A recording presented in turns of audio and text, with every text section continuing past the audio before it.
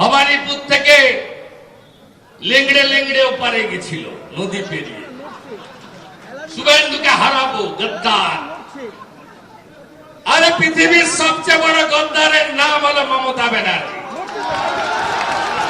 98 সালে ফাউ ফাউ করে ঘুরতেন অটলজি, ভারত রত্ন, আমাদের সম্পদ, আশ্রয় দিয়েছিল, নইলে তো রাস্তায় ঘুরছিলেন।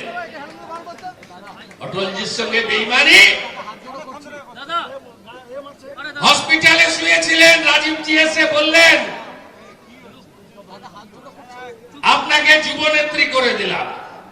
রাজীবজির সঙ্গে বেইমানি করেছেন। কার সঙ্গে করেননি আপনি? আপনি গেলেন নন্দীগ্রামে,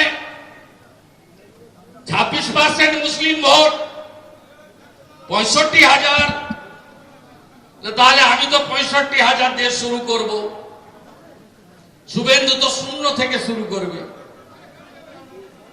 হারিয়ে দিলাম 1,900